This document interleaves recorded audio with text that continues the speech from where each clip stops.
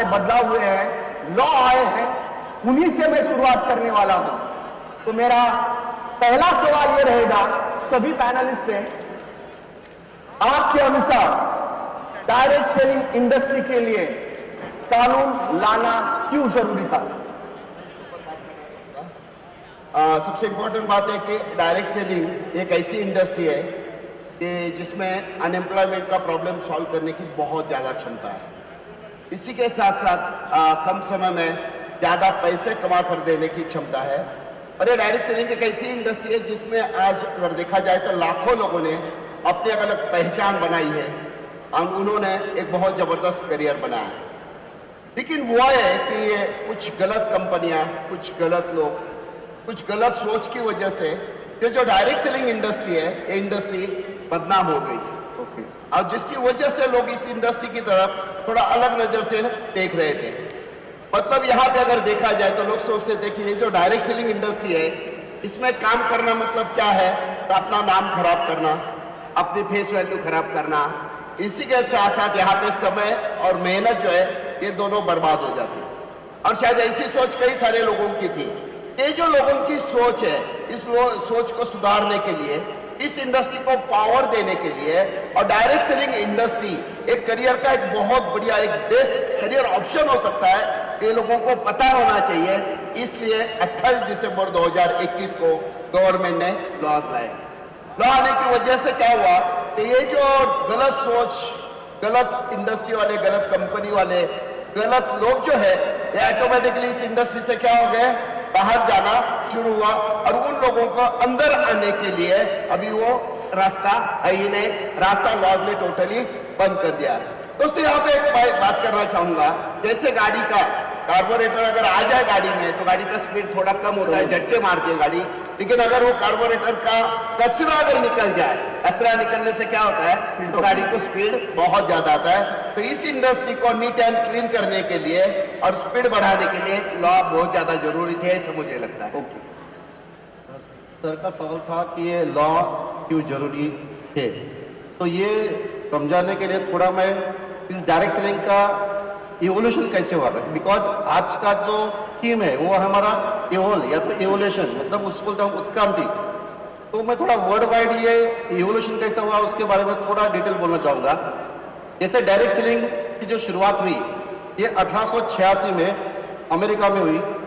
अभी direct selling का जो इनिशियली फॉर्म था वो ऐसा था कि एक कंपनी थी, उसके कुछ एजेंट थे और वो एजेंट घर घर में जाके प्रोडक्ट बेचते थे।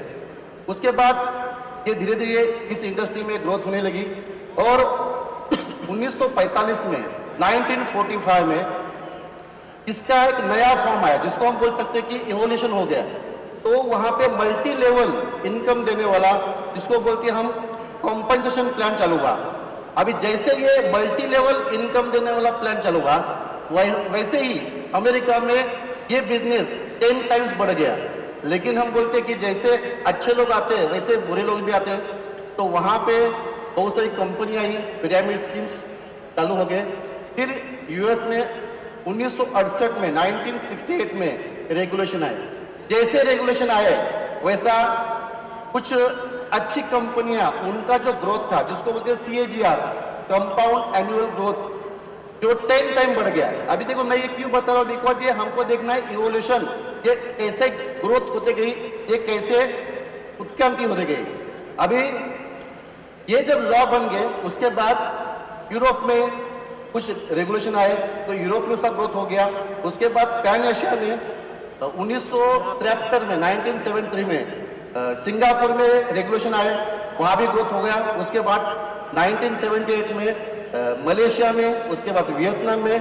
तो जहाँ चाहिए रेगुलेशन आए वहाँ CAGR, compound annual growth rate, ये बहुत ज़्यादा हो गया। अभी हमको देखना है कि हम कहाँ थे उस टाइम। तो इंडिया में ये रेगुलेशन, मतलब जिसे हम बोलते हैं कि मल्टीनेशनल कंपनियां 95-96 में आए, लेकिन यहाँ कोई लॉ नहीं थे। और लॉ नहीं थे इसीलिए बहुत सारी चिट फंड कंपनी आई।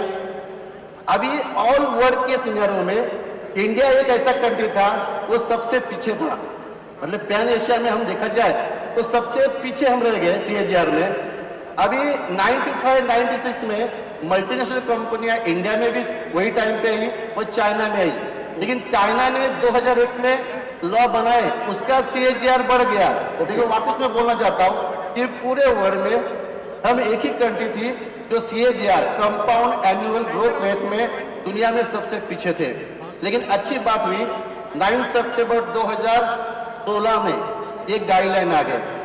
अब ये जब गाइडलाइन आए तो गाइडलाइन आने के बाद 3 साल का बात बोल रहा हूं मैं, गाइडलाइन आने के बाद मतलब बिफोर कोविड के पहले की बात बोल रहा हूं, अगर पूरे वर्ल्ड में जहां जहां रेगुलेशन थे कि जिस कंट्री में डायरेक्ट सेलिंग के बारे में रेगुलेशन थे, उसका जो CAGR compound annual growth rate में इंडिया ये पूरे दुनिया में 1 नंबर का कंट्री रहा है, जिसका एनुअल ग्रोथ 14% रहा है, 14% रहा है। मेरा ये समझाने का मतलब यही है, जब हमारे पास सिर्फ गाइडलाइन बने थे तो CAGR कंपाउंड एनुअल ग्रोथ ये 14% बना, जो दुनिया में 1 नंबर था। मैं बोल रहा हूं लॉ इंप्लीमेंट हो गए 28 दिसंबर 2021 में, आने वाले कुछ साल में पूरे विश्व में सबसे ज्यादा ग्रोथ ये इंडिया में रहेगा। इसे लॉ जरूरी है, इसे लॉ जरूरी है, क्योंकि इंडिया ये सबसे बड़ा कंज्यूमर मार्केट है, तो 100% ये CAGR जो है ये जबरदस्त तरीके से बढ़ेगा। जो यहाँ पर मेरे हिसाब से ये जो लॉ आए हैं ये डायरेक्ट सेलिंग इंडस्ट्री के लिए या डायरेक्ट सेलिंग कंपनियों के लिए ये तीसरी आंख का काम करने वाला है। ओके। जैसे कि आप कहीं से जा रहे होते हो रोड पे और होता है कि आप कैमरे की नजर में हो, हाँ। तो जैसे कैमरे की नजर है ऐसा लिखा होता है, पढ़ते हम लोग तो सतर्क हो जाते हैं कि यार हम कोई गलत काम नहीं करेंगे। लेकिन अब ये जो लॉ आया है ये डायरेक्ट सेलिंग कंपनियों के लिए तीसरी आंख है। अब ये तीसरी लॉ की आंख में, लॉ की नजर में ये कंपनियां रहेगी, तब जाके अब भोली भाली जनता को फंसाना इतना आसान नहीं होगा, ऐसा मेरा कहना है। और इस कंट्री के अंदर लॉ होता है, वहां पे अगर लॉ नहीं होता है तो उसकी जनता को बहुत सफरिंग करना पड़ता है। आज अगर मैं भारत की बात करता हूं तो यहाँ पे आज महिला कानून है, इसलिए आज हमारी माता बहनें सुरक्षित है। आज अगर मैं यातायात कानून की बात करता हूं तो आज हम रोड पे सुरक्षित हैं। तो इसकी वजह से अगर इस इंडस्ट्री में भी सिस्टम लाना है तो उसके लिए लॉ जरूरी था, ऐसा मुझे लगता है। गलत काम को रोकना और सही काम को बढ़ावा देना यही कानून का काम है। साथ ही साथ यह कानून ही तय करता है कि सही क्या है और गलत क्या है। और जो लीगली काम करना चाहते हैं, या वो लोग हो या ऑर्गेनाइजेशन हो, इनको एक सही दिशा दर्शक का काम यह कानून की वजह से होता है। इधर कुछ बोलना चाहता हूँ सर। हमारा जो कमजोरी होती है वो हमको बहुत नुकसान तक पहुंचा सकती है। एक अच्छी दिशा में देखा तो हमारा कमजोरी ही हमारा स्ट्रेंथ हो सकती है। हमारा देश का जो कमजोरी है हमारा पॉपुलेशन, हमारा पॉपुलेशन को स्ट्रेंथ में कन्वर्ट करने के लिए डायरेक्ट सेलिंग इंडस्ट्री महत्वपूर्ण काम करती है। इसलिए यहाँ पे एक लॉ आना बहुत जरूरी था। डायरेक्ट सेलिंग इंडस्ट्री जो है ये सिर्फ प्रोडक्ट डिस्ट्रीब्यूशन करने का सिस्टम नहीं है, कंपनी से लेके कंज्यूमर तक यहाँ लाखों लोगों का करियर होना बहुत जरूरी है। तो अभी एक एग्जांपल में देखा तो इंडियन रेलवे है। Indian railway just a people transportation system नहीं है, यहाँ पे लाखों लोगों का करियर है, इसीलिए वहाँ पे एक पावरफुल कानून चाहिए। मैं यहाँ पे एक एग्जांपल देना चाहता हूँ। हम करेंसी ट्रांजैक्शन करते हैं या नोट्स ट्रांजैक्शन करते हैं, यहाँ पे नोट से क्या है बहुत फायदा है, इसमें बहुत कुछ हमारा इकोनॉमी चल रही है।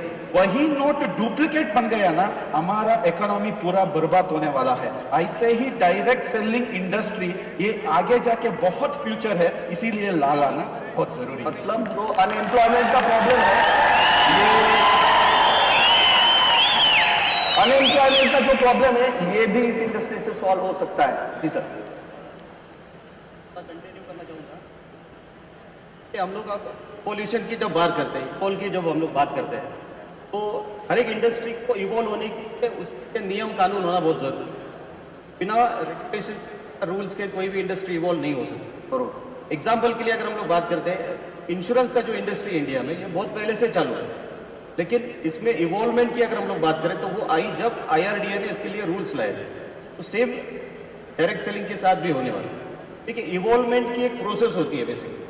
तो कोई भी चीज़ को सबसे पहले प्रॉब्लम आता है, प्रॉब्लम जब आइडेंटिफाई होता है तो उसके लिए रिक्वायरमेंट जनरेट होती है सॉल्यूशंस की, और जब सॉल्यूशंस निकलते हैं तो वो सॉल्यूशंस में से इवॉल्वमेंट होता है।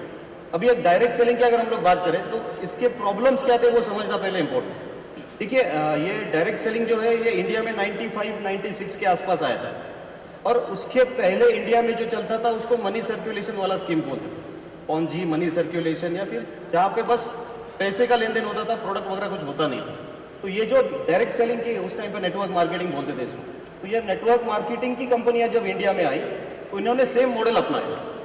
भले ही वो नाम देती थी वी आर नेटवर्क मार्केटिंग, लेकिन वो मॉडल उन्होंने वही अपनाया था, मनी सर्कुलेशन वाला। तो उसमें होता क्या था कि लोगों से पैसे लिए जाते थे, लोगों को जोड़ा जाता था, और जोड़ते जोड़ते नेटवर्क बनाया जाता था, और लोग इसी को नेटवर्क मार्केटिंग समझने लगे। फिर ये प्रॉब्लम गवर्नमेंट को आइडेंटिफाई हुआ कि मनी सर्कुलेशन चल रहा है। के बाद आपको याद रहेगा गवर्नमेंट ने मनी सर्कुलेशन एक्ट लेके आए थे। तो मनी सर्कुलेशन एक्ट के आने से वजह से क्या हो गया, ये जो मनी सर्कुलेशन वाली कंपनियां थी जिनको लगा कि अभी हमारी दुकान नहीं चल सकती है, तो बहुत सारी कंपनियों ने शटर डाउन करना शुरू कर दिया था।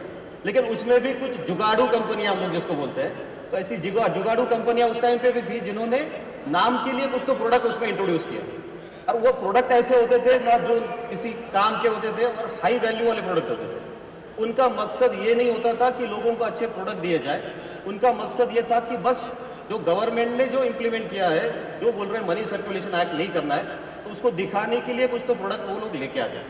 तो फिर ये वापस कुछ साल ऐसे ही चला। ऐसे चलने के बाद वापस गवर्नमेंट को ये समझ में आया कि ये कंज्यूमर का वापस ये लोग फ्रॉड कर रहे हैं, ये चीटिंग कर रहे हैं, ये वैल्यू फॉर मनी नहीं दे रहे। तो फिर उसके बाद गवर्नमेंट ने 2016 में एक गाइडलाइंस इशू की थी। गाइडलाइंस में बहुत सारी चीज़ें थी, और वो गाइडलाइंस आने के बाद भी बहुत सारी कंपनियां डाउन हो गई, शटर डाउन करके निकल गई।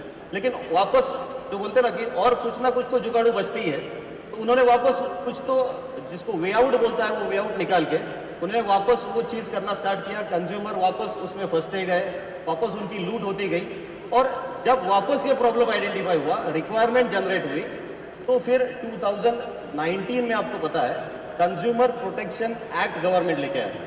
तो कंज्यूमर प्रोटेक्शन एक्ट की वजह से कंज्यूमर को बहुत सेफ किया था गवर्नमेंट ने, लेकिन वापस प्रॉब्लम वही था, वो ट्रेडिशनल को लागू था। Consumer protection act was applicable for the traditional market, वो डायरेक्ट सेलिंग के लिए लागू नहीं था। फिर यहाँ पे वही प्रोसेस चलता रहा, लोगों की लूट चलती रही। अंत में जो 2021 में दिसंबर में जो लॉज आए, अब ये लॉज भी आप ठीक से देखते हो तो ये कंज्यूमर मिनिस्ट्री के अंतर्गत आते हैं और कंज्यूमर अफेयर्स के, और इसको नाम दिया गया है कंज्यूमर प्रोटेक्शन ब्रैकेट में डायरेक्ट सेलिंग एक्ट करके दिया है। तो इन्होंने क्या किया है, कंज्यूमर प्रोटेक्शन को डायरेक्टली डायरेक्ट सेलिंग के साथ अटैच कर दिया है। तो जो भी रूल्स अभी नियम जो कंज्यूमर प्रोटेक्शन एक्ट के लिए लागू होते हैं, वो सारे के सारे डायरेक्ट सेलिंग को लागू होने वाले हैं, जिसका मतलब कि ये इंडस्ट्री अभी 100% सिक्योर होने वाली है। और एक बात मैं करना चाहूँगा, हम भारतीय है, हमारा डीएनए है कि हमको सिक्योर जॉब चाहिए।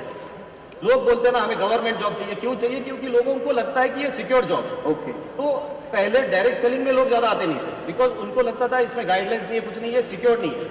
लेकिन अभी ये जो गाइडलाइन लॉज आए हैं, इसके बाद ये इंडस्ट्री काफ़ी सिक्योर्ड हो चुका है, और इसलिए मुझे लगता है ये लॉ बहुत ज़रूरी है। मतलब सचिन सर, आपसे ये आपके बातों से समझ में आ रहा है कि इस इंडस्ट्री में जो इस तरीके की कंपनियां थी उनके ऊपर अंकुश लगने वाला है, और लोग इसमें बहुत ज्यादा सिक्योर महसूस करने वाले हैं।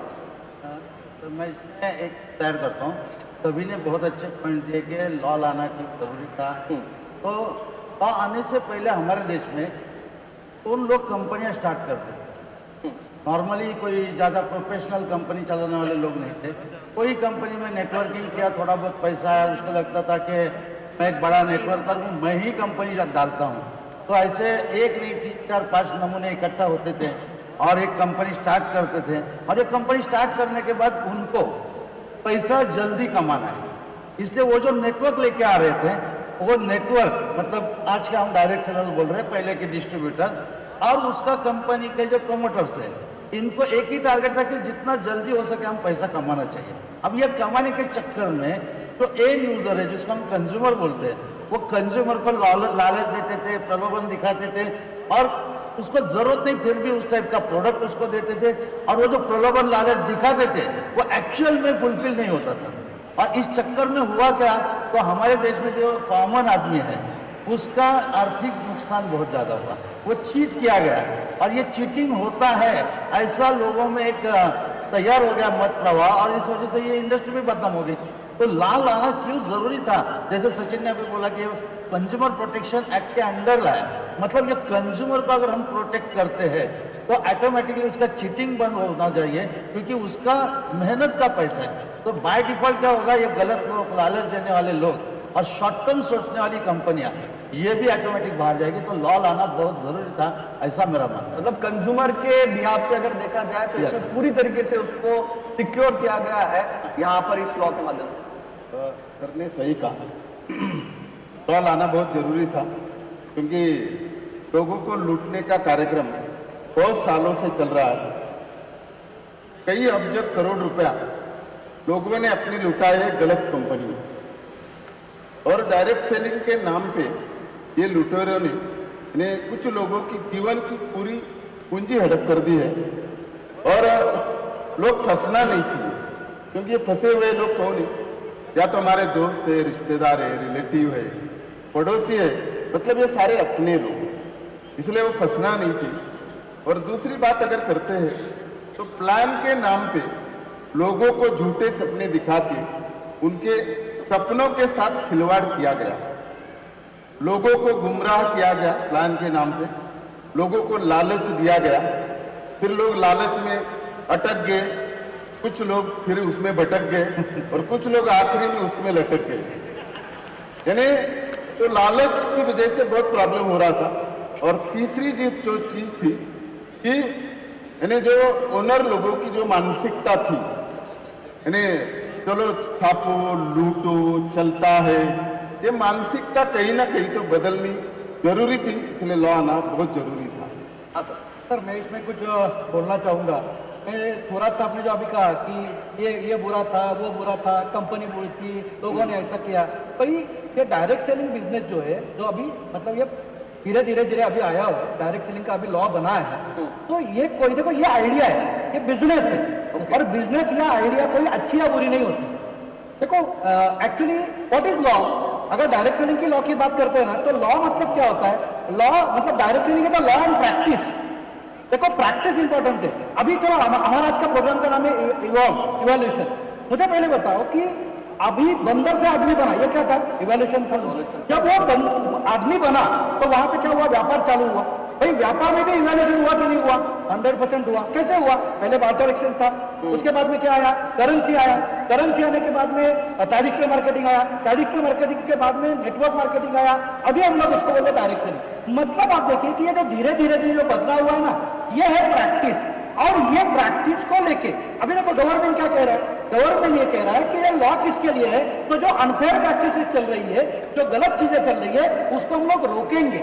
और ये जो इंडस्ट्री है, ये इंडस्ट्री को डेवलप करने के लिए, बढ़ावा देने के लिए हम लोग यहाँ पे क्या करेंगे? इस लॉ का इस्तेमाल करेंगे। मुझे ये कहना है कि कोई भी बिजनेस या आइडिया बुरी नहीं होती है ना, अच्छी ही होती है, बस उसको प्रैक्टिस के ऊपर हम लोग ध्यान देते हैं। लॉ ये काम करेगा, अभी डेवलपमेंट का काम करेगा। ओके, यानी कि आपके सभी के बातों से मुझे महसूस हो रहा है कि इस डायरेक्ट सेलिंग इंडस्ट्री में अभी इवोल्यूशन की लहरें अभी आना शुरू हो चुकी है। अभी टाइम बताएगा कि इस लहरों में कितनी कंपनियां टिक पाती है।